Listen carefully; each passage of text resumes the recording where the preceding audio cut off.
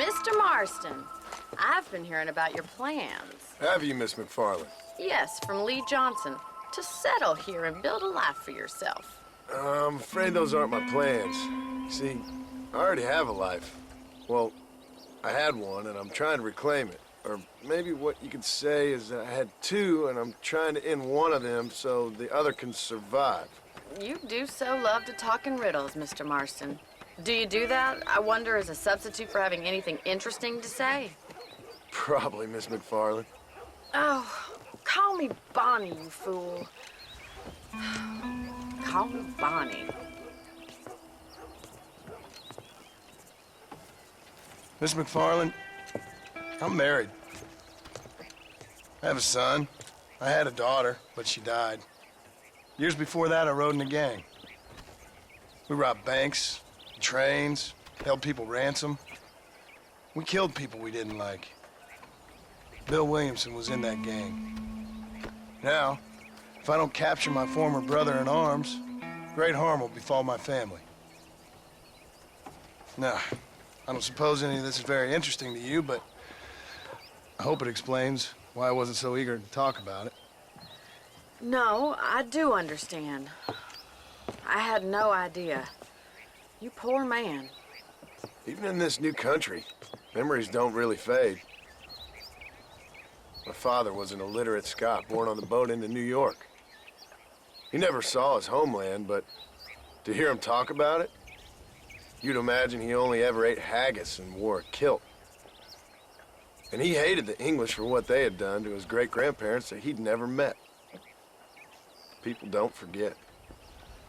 Nothing gets forgiven. That's true, especially when it comes to money. And you know, even now, after all his labors, my father's debts are still terrible. I worry every day about us losing the ranch. It would kill him. My father died when I was 8 years old. His eyes were, well, let's just say he was blinded in a bar fight south of Chicago. My mother died during childbirth. She was a prostitute, and he was her, well, I don't know what he was. So I was sent off to an orphanage and ran away and fell in with a gang. My word. What a difficult life you've lived. The leader of the gang taught me how to read, taught me how to see all that was good in the world. He was a great man in a way. But you killed people. Sure. And I've suffered for it. And that's the life I left, or tried to leave. Said too much, Bonnie. I'm an uneducated killer, sent here to do all I can do well. Kill a man in cold blood so that another man may do his part to cut crime in an area, and a rich man can be elected governor on the back of these promises. Civilization is a truly beautiful thing, Mr. Marston. Listen, can you help me? Well, I can try. What do you need, money? No, nothing so complicated. I need an extra hand to take out the herd to pasture. Sure. Point me in the right direction.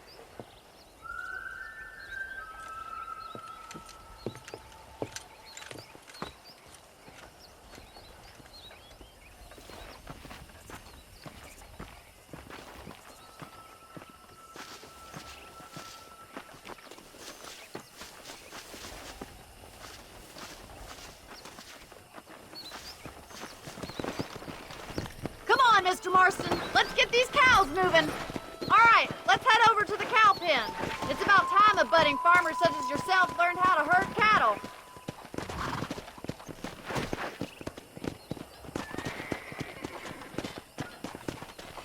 Thank you for telling me all that back there. It must have been hard for you. I hope you understand now why I've been playing my cards somewhat close to my chest. I didn't know you had a wife and child. Then again, I don't think I ever asked. Come on, boys. Come!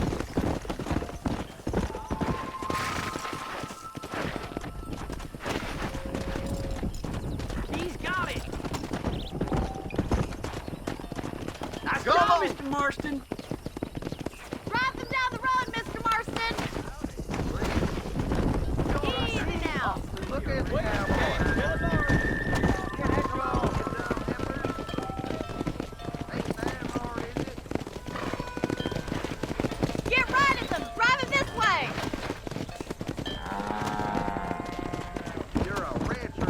Slow up.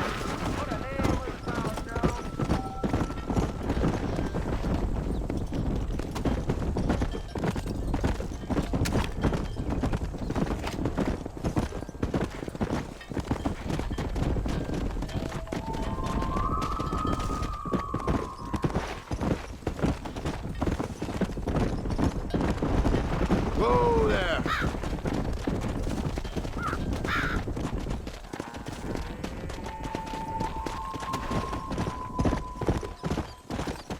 Keep going, Mr. Marston! He's just showing Run off it. now. Now we need to move this entire herd out to the far pasture for grazing.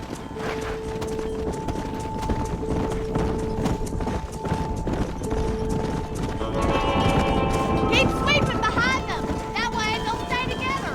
One more round. Barney's gonna love this.